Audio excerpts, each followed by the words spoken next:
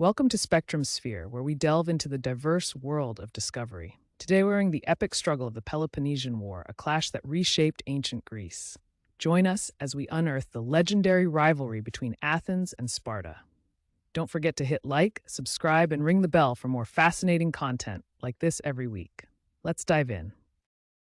In the vibrant tapestry of ancient Greece, two city-states rose to prominence. Democratic Athens, celebrated for its philosophical and artistic advancements, and militaristic Sparta, known for its discipline and combat prowess.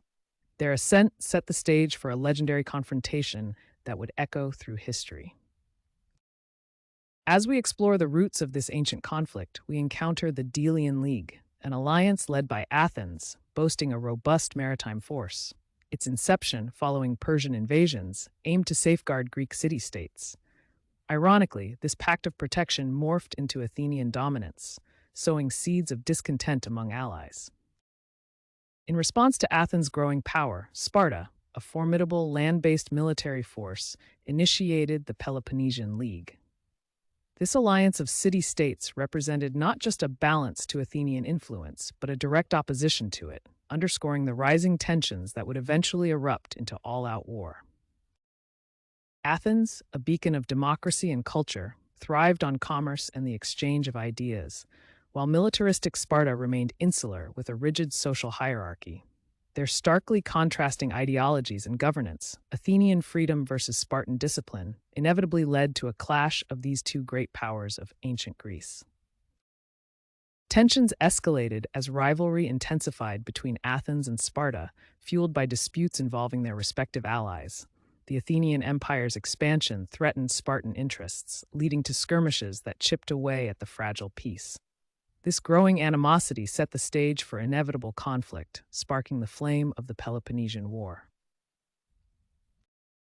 Athens, with its powerful navy, dominated the seas, implementing a strategy of blockade and raiding to squeeze Spartan resources. Their mighty fleet, crewed by skilled mariners, allowed them to extend influence across the Aegean Sea and beyond, aiming to cut Spartan supply lines and secure crucial trade routes. Turning our attention to Sparta, renowned for its military discipline and prowess in land engagements, we see a starkly different approach. The Spartans, masters of hoplite warfare, employed superior infantry tactics, prioritizing direct land battles to leverage their strengths, and aimed to cut off Athenian food supplies by ravaging their countryside. As we delve into the Archidamian War phase, from 431 to 421 BC, we find a grueling series of engagements. King Archidamus II of Sparta led annual invasions into Athenian territory, devastating the land. Meanwhile, Athens, under Pericles' guidance, relied on its naval fleet to harass the Peloponnesian coasts and secure vital supplies. In the war's early years, a devastating blow struck Athens. A horrific plague swept through the overcrowded city, claiming lives indiscriminately, including the visionary leader Pericles. The disease, ravaging the population, undermined Athens' military might and morale, casting a dark shadow over the beleaguered city's wartime prospects. Leadership proved crucial in this protracted conflict, and Pericles of Athens stood out. As a skilled orator and strategist, his guidance during the war's grim early years held Athens together. While fostering the city's cultural zenith, Pericles also geared its powerful military machinery towards an extensive naval campaign. In 421 BC, the Peace of Nicias, a flawed attempt at conciliation, purportedly ended hostilities. It was named after the Athenian negotiator who championed it. However, this treaty was inherently unstable, with key allies on both sides disgruntled and significant territorial disputes unresolved, setting the scene for further conflict. Continuing their ambition, Athens launched the Sicilian expedition, aiming to expand their influence. In 415 BC, a massive fleet set sail towards Sicily, but the campaign was a catastrophe. Poor leadership and underestimation of Syracuse led to a devastating defeat, severely weakening Athenian military and morale going forward.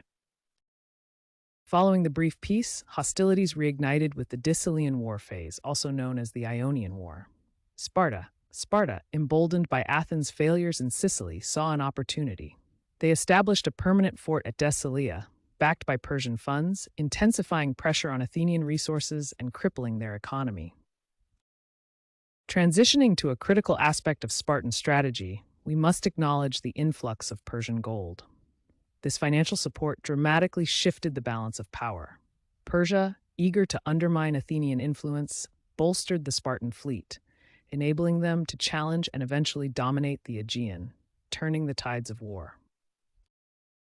Alcibiades, the enigmatic Athenian leader, drastically altered the war's course when he defected to Sparta.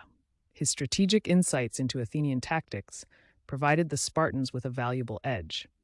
Alcibiades' controversial switch not only influenced key battles but also sowed distrust within the Athenian political sphere. Turning our attention to the high seas, the naval battles were pivotal in this war.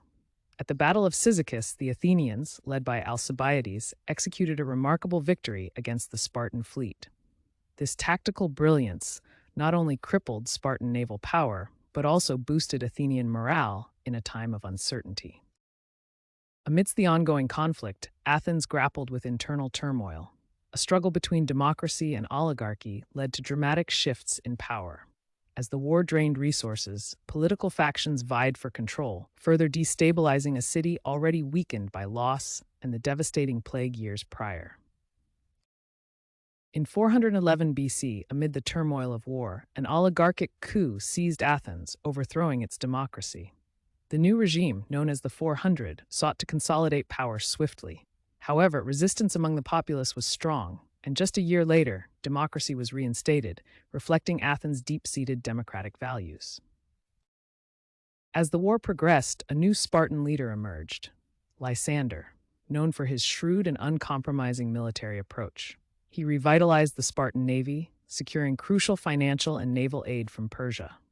Lysander's leadership marked a turning point, as he set the stage for a series of confrontations that would challenge Athenian dominance at sea. The Battle of Arginusae became one of the war's pivotal moments. Despite a fierce storm, the Athenians managed a strategic victory against the Spartan fleet, which had been trying to block the grain shipments to Athens. The Athenian generals, through innovative tactics, secured a win that briefly shifted the war's tide in their favor. In the aftermath of Arginusae, Athens was swept with controversy. The Athenian generals who commanded the fleet were put on trial for failing to recover fallen soldiers due to an ensuing storm. In a decision marred by public outcry and legal irregularities, 6 of the 8 generals were controversially executed, weakening Athens' military leadership. As the war dragged on, the Battle of Aegospotami in 405 BC proved pivotal. The Spartans, under Lysander, launched a surprise attack on the Athenian fleet anchored at Aegospotami. The Athenians, unprepared for battle, suffered a catastrophic defeat, losing nearly their entire navy, marking a turning point in the war. The Spartan blockade proved devastating for Athens, a city reliant on seaborne trade and grain imports. Cut off from their lifelines, the Athenian population faced starvation and economic turmoil. As despair gripped the city, the once mighty Athenian empire found itself on the brink of collapse, signaling the war's grim reality. In 404 BC, the resilience of Athens crumbled under the relentless Spartan pressure. Desperate and unable to continue the struggle, Athens formally surrendered, ending the grueling 27-year war. The Peloponnesian War concluded with Sparta imposing harsh terms, dismantling the walls of Athens, and marking a profound shift in Greek power dynamics. The long-term consequences were significant for both city-states. Athens, though weakened, remained a cultural and intellectual beacon. However, its dreams of empire were dashed. Sparta emerged as the dominant military power in Greece, yet it too would soon face decline, unable to fill the leadership vacuum or manage the fragile alliances.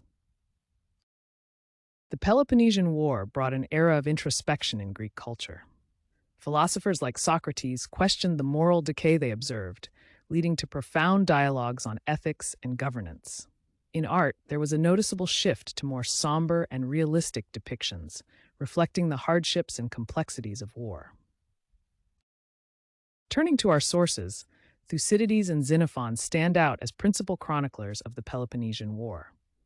While Thucydides' account is detailed and often seen as the first work of political realism, Xenophon offers a different perspective, continuing the history where Thucydides left off. Both provide invaluable insights into the conflict's nature.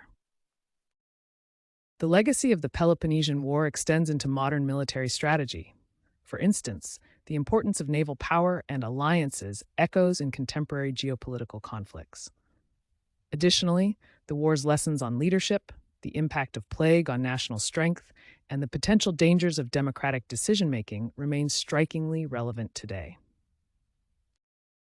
In retrospect, the Peloponnesian War imparts pivotal lessons about power, democracy, and the complexities of human nature. It serves as a somber reminder of how the hubris of nations and leaders can lead to prolonged conflict and underscores the fragility of democratic systems amidst the machinations of war and ambition. Thank you for watching. If you enjoyed delving into the history of the Peloponnesian War with us, please show your support by hitting the like button. Don't forget to subscribe to Spectrum Sphere for more diverse and engaging content every week. Share your thoughts and reflections in the comments below.